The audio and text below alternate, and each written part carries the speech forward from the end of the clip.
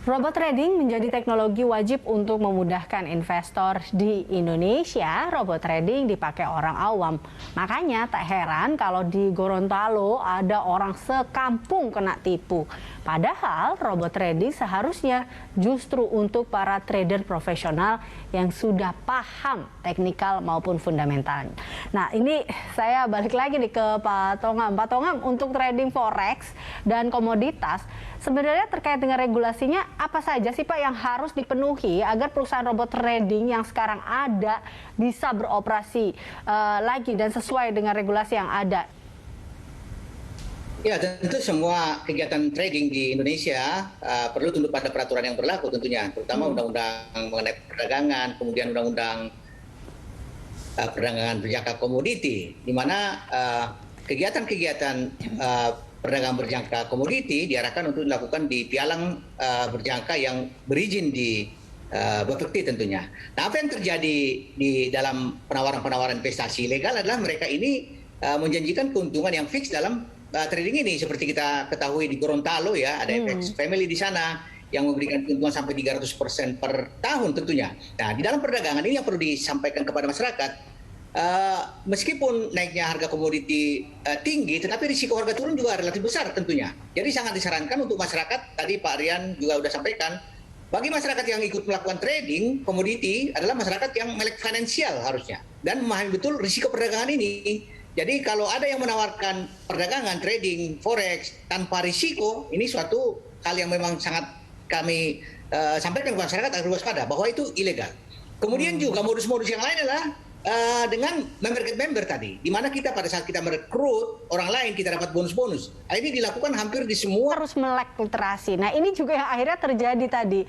Ada salah kaprah pemaknaan atau mungkin pemakaian robot trading di Indonesia ini. Bagaimana untuk investor awam lah kalau kita katakan seperti ini, Mas Rian, yang mau pakai robot supaya profit konsisten? Ya, pertama begitu kata-katanya keluar profit konsisten, ini sudah tanda tanya garisin yang gede dikasih bold dan dikasih stabilo, karena konsisten itu adalah sesuatu hal yang nggak mungkin bisa dilakukan lah sebenarnya ya. Kalau di rata-rata mungkin bisa, tapi kalau sudah pakai kata-kata profit konsisten ini ya gini deh, kita gampang aja lah. Kita mau beli jangan ngomong beli di komoditi, futures ataupun kita forex ya. Kita coba sekarang beli emas saja gitu. Kita pergi ke toko emas, kita tanya gini, Pak saya beli emas 1 kilo, oke ya ini harganya. Bulan depan jadi berapa Pak? Coba tanya gitu ke toko emasnya. Toko emasnya akan bilang kalau saya tahu saya nggak jual ke kamu loh. Kenapa ya? Memang inti dasar daripada sebuah penempatan uang untuk tujuan investasi biasanya memang tidak bisa dipastikan untungnya di awal. Dan itu semua orang yang investasi rata-rata sudah memahami itu. Yang masalah kan yang tidak mengetahui hal ini ditawarkan, tiba-tiba dia jadi nekat. Yang masalahnya itu adalah ketika terjadi kenekatan akibat ketidaktahuan, dia bisa nekatnya itu ya kayak tadi itu seperti yang dikemukakan kepada Pak Safir, kok bisa ya dia bisa pakai uang kuliahnya untuk 2 bulan lagi, karena dia hitungannya adalah hitungan fixed return. Dia berpikir bisa kembali. Nah, rata-rata yang memberikan fixed return ini biasanya berakhir dengan skemanya adalah skema-skema penipuan, yaitu adalah ya money game atau skema Ponzi. Jadi ketika kita ditawarkan sebuah robot yang mana dia mengatakan, oh ini pasti, udah berarti ini mundurnya 10 step. Kenapa? Karena ini kemungkinan aneh. Nah, selanjutnya adalah ketika kita ditawarkan robot, tanya dulu, ini robot ada di mana barangnya? Dikasih ke saya barangnya, saya bisa setel sendiri di tempat saya boleh pilih broker sesuka hati saya, atau tiba-tiba ada term and condition, robotnya tidak dikasih, oke nggak apa-apa. Yang kedua, robotnya bisa diuji coba nggak? Yang ketiga, habis ini login daripada trading saya, investor akunnya nih di mana nih? Oh, dikasihin juga ke si yang pengelola robot. Oh, ini berarti serobotnya, seduitnya, seaksesnya semua di dia. Berarti kita benar-benar tidak memiliki kekuatan kendali apapun loh. Dimana yang namanya investasi itu kita punya kekuatan kendali loh. Nah, ini yang perlu kita ketahui. Jadi kalau misalnya sudah segala-galanya di sana, kita tidak dikasih apa-apa, ya berarti semakin shady, semakin gelap bahwa ini adalah sesuatu praktek robot yang benar, seperti itu. Pak Stefanus, ini apa yang Anda bisa tegaskan tentunya tentang salah kaprah dan boleh dikatakan mungkin mabuk robot trading ya, soalnya satu kampung sampai akhirnya tertipulah akibat robot ini. Apa yang mungkin bisa Anda sampaikan terkait dengan hal ini? Apa yang GFX bisa berikan agar masyarakat bisa mendapatkan literasi soal memilih robot trading yang benar? Tentunya sebelum robot trading itu diatur atau menjadi sebuah regulasi yang permanen, kami mengharapkan bahwa setiap investor harus juga menjadi investor yang cerdas, juga investor yang smart, dan juga investor yang bijak. Bagaimana memilah antara yang benar dan yang tidak benar. Jangan terbuai atau terayu dengan bujukan-bujukan manis di depan, keuntungan yang pasti dengan secara instan, meskipun tanpa kita ketahui apa yang akan kita investasikan. Menjadi sebuah pemahaman yang harus dipahami oleh seluruh masyarakat dan seluruh investor. Ya, dan saat ini banyak sekali anak-anak muda, terutama meskipun sampai robot ini juga memakan korban sampai ke orang tua. Tentunya ini menjadi sebuah pembelajaran buat masyarakat Indonesia, harus jeli, bertransaksilah dan banyak bertanya, di mana kontrol atas robot tersebut? Di mana kontrol atas investasi yang kita lakukan? Di mana saya bisa bertanya dan memastikan investasi tersebut yang saya lakukan itu dilakukan? Itu semua harus dilakukan secara jeli, secara cermat, dan secara bijak agar tidak kecemplung ataupun tertipu atau terperangkap dalam sebuah rayuan yang akhirnya mencelakakan diri sendiri. Ya, oke, benar. Terkait dengan hal ini juga kita lihat akhirnya dampaknya ke kita sendiri yang tidak paham terkait dengan hal itu sebenarnya ya. Nah, ini saya balik lagi ke Pak Tongam. Bagaimana dengan dana investor Pak Tongam yang robot tradingnya dihentikan? Mengingat bahwa kita tahu kemarin sempat terkait heboh penutupan perusahaan robot trading nih yang ramai sekali. Ya, memang ini menjadi masalah yang utama bagi kita adalah perlindungan masyarakat itu paling penting bagi kita, terutama pengembalian dana-dana ini. Kami sangat mengharapkan para pelaku ini bisa mengembalikan dana-dananya tentunya.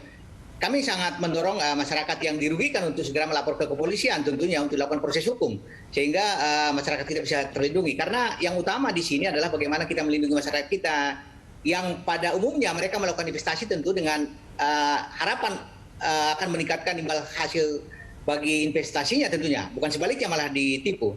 Nah, yang menjadi perhatian juga di sini bagi masyarakat kita saat ini ada sangat mudah tergiur dengan iming-iming imbal hasil tinggi tadi, seperti dikatakan Pak Stefanus dan Pak Rian tadi, bahwa kita juga harus sadar ya, banyak sekali testimoni-testimoni palsu yang dilakukan oleh mereka. Mereka mengirimkan bukti-bukti transfer contohnya, kemudian mereka menampilkan barang-barang mewah, yang seakan-akan itu terjadi dalam suatu sesaat gitu, dalam waktu sangat singkat.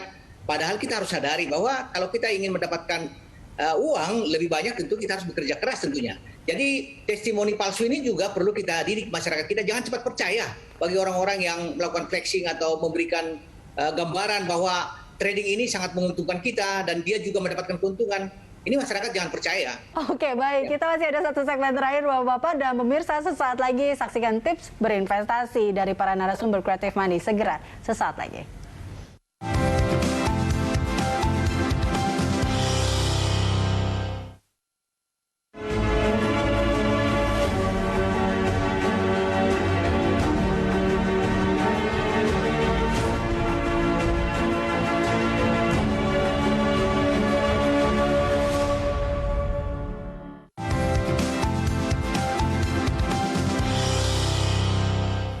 Ya, kita sudah di penghujung Creative Money, pemirsa. Bijak berinvestasi memakai robot trading di Indonesia.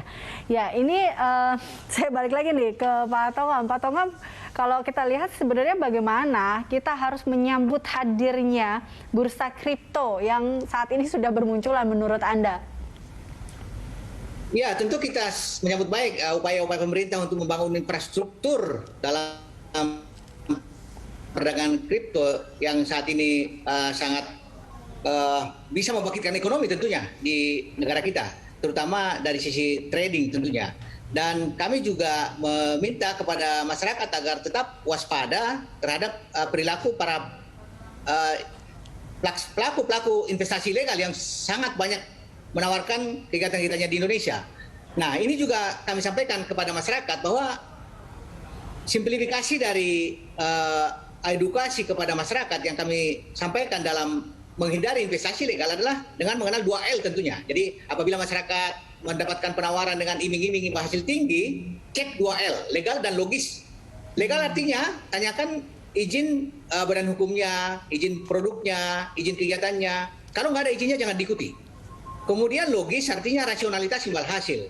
Sangat tidak rasional kalau ada penawaran investasi di perdagangan yang memberikan imbal hasil yang tetap atau sharing profit tentunya, dan juga kegiatan-kegiatan member juga merupakan suatu kegiatan yang tidak biasa dalam trading forex contohnya. Ini harusnya bisa diingat, yaitu legal dan logis ya. Jadi sebenarnya ini udah harus jadi sebenarnya yang harus kita stabiloin dalam saat kita pada saat mau menggunakan atau berinvestasi sebenarnya dimanapun itu.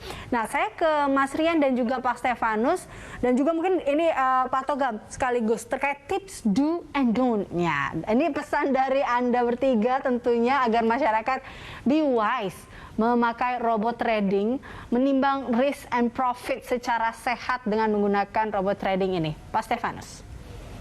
Ya, terima kasih. Tentunya apa yang harus dilakukan dan jangan dilakukan oleh investor maupun calon investor. Buat saya yang terutama itu adalah kita harus menginvestasikan waktu kita terlebih dahulu untuk belajar. Saya sangat sepaham dengan Pak Tongam tadi bahwa legal and logis. Pelajarilah secara legalitasnya, apakah instrumen investasi yang kita akan investasikan itu adalah legal. Logis nggak pengembaliannya?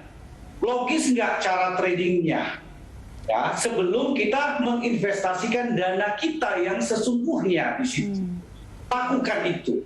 Dan jangan lakukan dan jangan percaya untuk omongan apapun bahwa investasi ini menguntungkan dan pasti di angka tertentu. Ya, tidak ada investasi yang bisa menjamin dan menjanjikan di angka tertentu. Itu sangat luar biasa yang sangat tidak logis. Tentunya jangan percaya terbujuk rayu dan juga jangan ikut MLM. Kalau dalam investasi-investasi seperti ini yang kita lakukan saat ini tidak ada struktur MLM di sini. Ini yang kita jangan terbujuk rayu, ya jangan kita terperangkap. Ini yang harus kita sadari sebagai investor maupun calon investor. Oke, dari Mas Rian, silakan.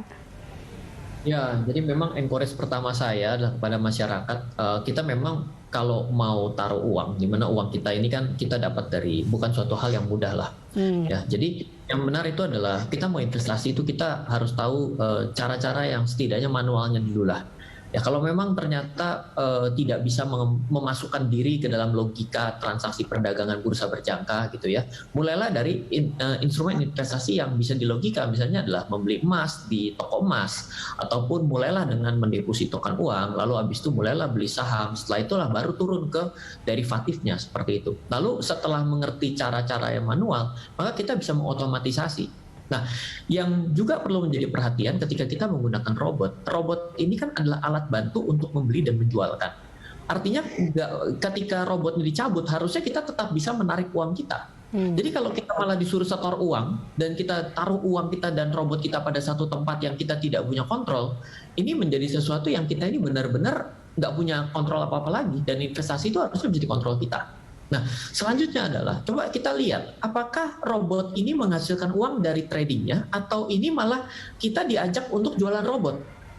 Kalau kita ini bisnis utamanya adalah tradingnya, ya berarti robotnya make money buat kita. Bukan dibalik, adalah kita bisa mendapatkan keuntungan akibat kita menawarkan robot ini kepada orang lain. Jadi ini mau bisnis jaringannya atau ini mau mendapatkan uang akibat otomatisasi tradingnya. Ini menjadi sesuatu yang tidak sinergis dari pengenalan penjualan pertamanya. Nah, selanjutnya setelah itu adalah kita perlu tahu bahwa kita bukan sedang meminjamkan uang kepada teman kita sehingga kita bisa mendapatkan bunga berbunga dengan pasti. Toh kita minjemin duit ke teman kita bisa saja tidak dikembalikan gitu ya. Nah, apalagi ini kalau kita berbicara investasi tidak bisa ditentukan di depan.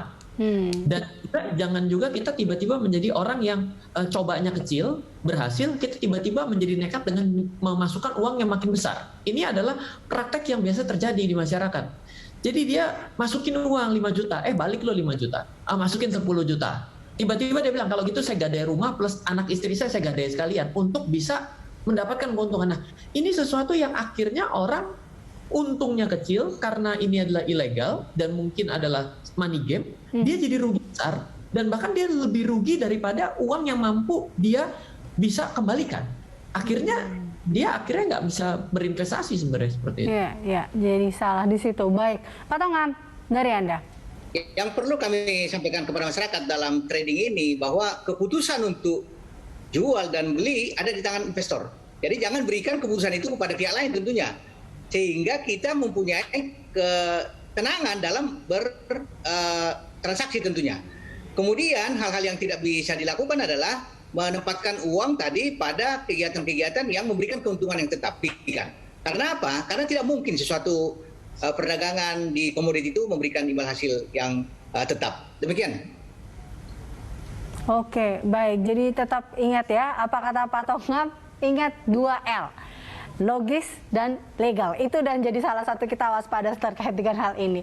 Baik, terima kasih kepada seluruh narasumber kami yang telah berliterasi di Creative Money kali ini. Pak Tongam, Ketua Satgas Waspada Investasi, ada Pak Stefanus Paulus Lumintang, Direktur Utama Bursa Berjangka Jakarta, serta Mas Rian Wilbert, Trader Forex Professional and Brand Ambassador Forex Broker Okta Invest.